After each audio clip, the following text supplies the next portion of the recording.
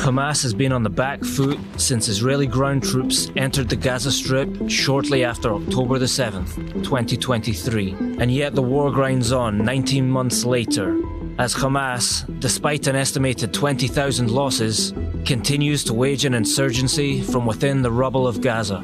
In straight confrontations between the IDF and Gazan insurgents, the military almost always comes out on top. So Hamas follows the guerrillas' principle to fight only when there's an advantage. This often means retreating rather than confronting when the IDF advances. Fighters dressing in civilian clothing and prominent use of ambushes and hit-and-run attacks.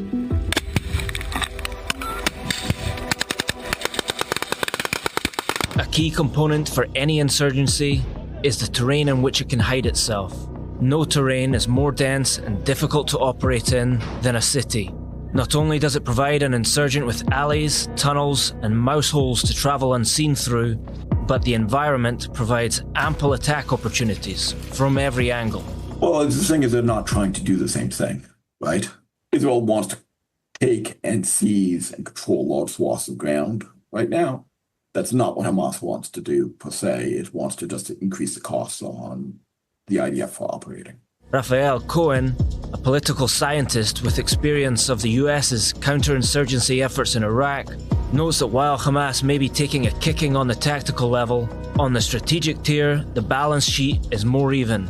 We're doing this interview on the heels of the UK, France, and Canada issuing that statement, condemning Israeli actions as all. You've also exacerbated tension on support for Israel inside the United States, which has long-term strategic significance here too. Like other insurgencies before it, Hamas doesn't seek to dominate the battlefield, but rather to outlast its opponent's stamina, while bleeding it of the will to fight through casualties.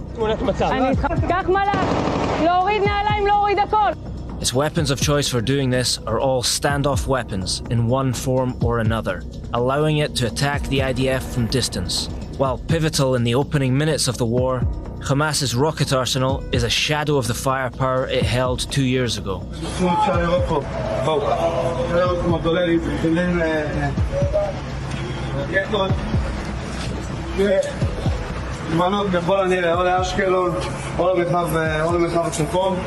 The multi-barrel launchers it once held reduced to more opportunistic single launches. If you look at the early opening days of the war, you saw sort of large-scale rocket barrages towards much of central Israel.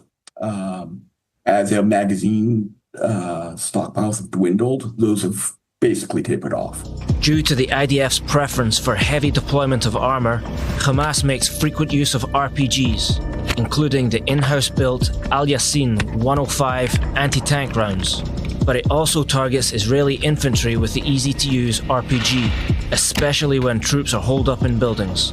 Though more complex to master, sniper rifles are also a go-to weapon for insurgents, either targeting infantry or vehicle crews when the troops take a moment to relax. Improvised explosive devices, IEDs, are a key weapon for Gaza's armed factions, having been responsible for a number of IDF fatalities in recent weeks. Hamas is even reported to be scavenging the explosives from Israeli bombs that fail to explode for use as material in IEDs. You also, if you look at the conflict where it was and to where it's evolved now, it's devolved more from coherent military action down to sort of one-off insurgency tactics, so IEDs, sniper fire, and the like.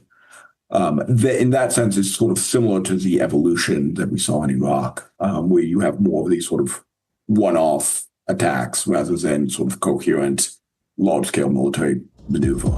Every insurgency is as much a political contest as a war, and for that reason, the information battle is critical. Hamas's efforts in this regard can be seen in its frequent equipping of its fighters with GoPros, and its editing of attack videos, often cutting the ending to obscure the actual damage caused to an IDF target. Its elaborate hostage handover ceremonies and the drip feed of hostage videos are example of it leveraging information against its enemy. But the cult of martyrdom it has created also shows the same tools at use on its own ranks and population. The ability to recruit new fighters is essential for any insurgency to survive, with statements from US officials at the start of the year suggesting US intelligence estimates Hamas recruited around the same number of fighters to its ranks as Israel has killed in the war. You degrade the experienced fighters and you get a new recruit, you're not going to get the same quality of recruit. So I don't, the way that number usually gets spun is, well, Israel's not making progress. I think Israel is making progress. It's just not making it enough. Which asks the question, is the progress Israel is making against Hamas's insurgency sufficient and fast enough to destroy Hamas or to save the remaining hostages?